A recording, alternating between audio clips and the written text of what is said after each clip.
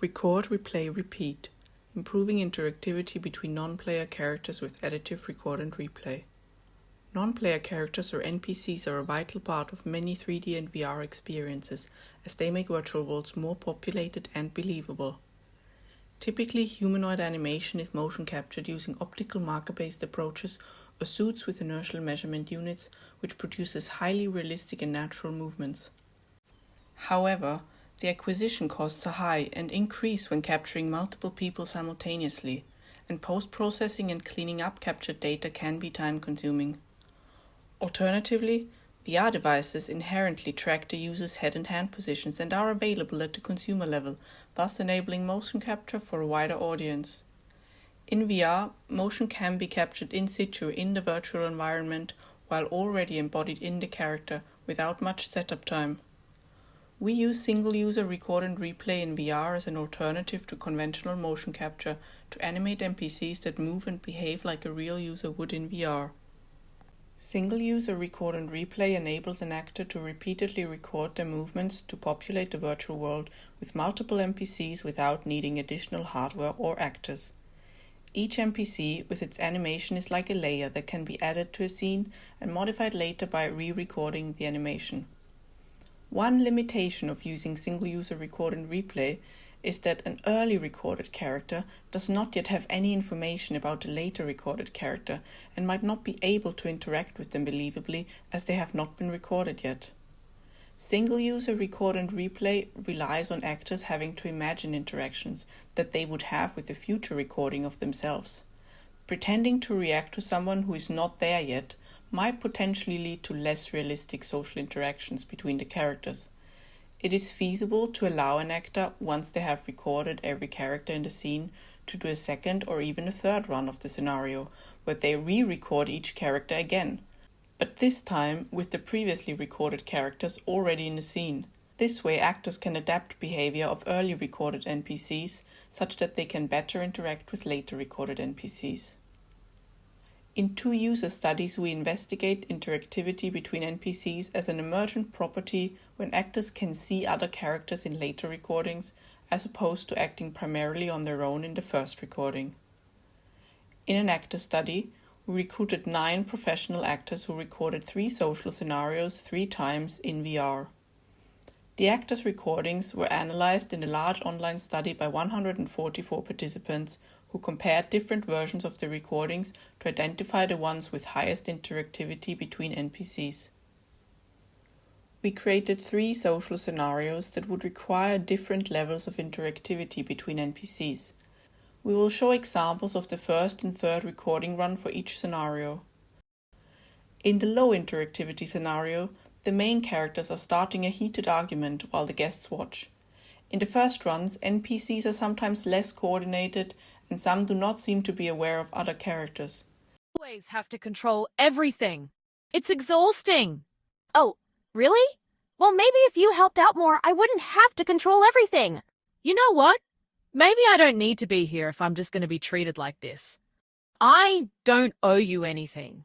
Fine, leave then. I don't care. In later runs, NPCs are more coordinated and interact more with each other. Each scenario already had 1 to 2 main characters in the scene, which would provide context for the actors. These main characters were recorded by us in advance. Each actor then successively played the role of 5 guests at a Christmas party. We provided character descriptions for each NPC to help the actors understand the scenario and their characters better. I don't owe you anything. Fine, leave then. I don't care. In the medium interactivity scenario, a fire breaks out and the guests are instructed to leave the room. Here the actors were required to be more aware of the positioning of other recorded NPCs and time leaving the room so they would not run into each other. Come on, people. We need to leave. Each actor recorded each scenario 3 times. We call each recording of all 5 NPCs a run. In the second and third recording runs, the NPCs from the previous run were already in the scene. Come on, people! We need to leave!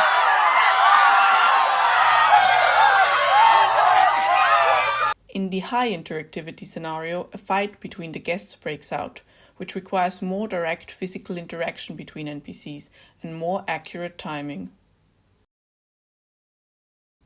By interactivity, we mean social interaction between NPCs consisting of facing each other, using hand gestures and eye contact, as well as timely reactions to one another, which convey the impression of NPCs being aware of each other. We hypothesized that actors' recordings might become more interactive when re-recording NPCs together with previously recorded NPCs.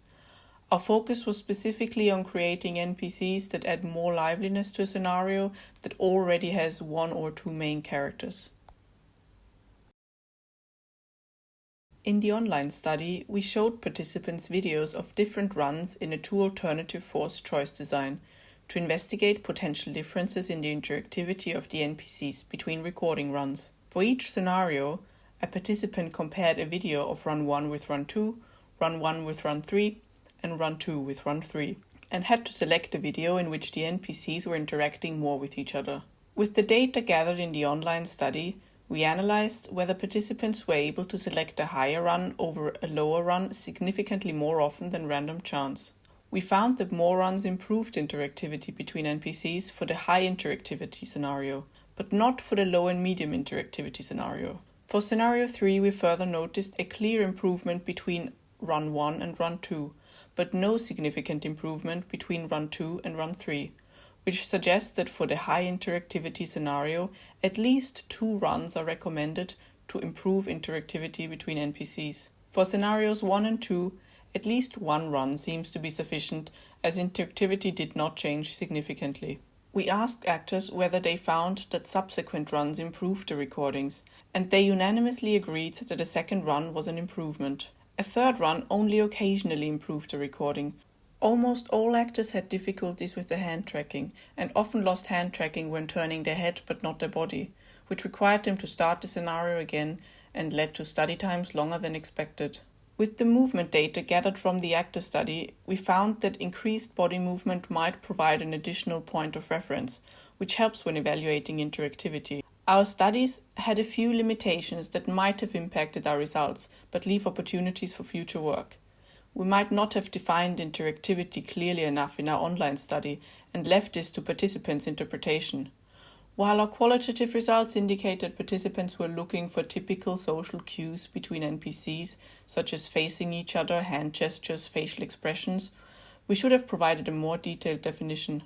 We also wanted to give actors the freedom to interpret the character descriptions and improvise. Especially in later runs, actors knew the scenarios better and started to experiment. This led to interactions that were more interesting, but were sometimes considered less interactive by participants in the online study. We like to use non-professional actors for our studies because we want our tools to be usable by anyone, regardless of acting experience. Professional actors, however, would likely be more experienced at expressing themselves in VR, despite the movement restrictions caused by head and hand tracking. For consistency, every actor always had to re-record every NPC in every run.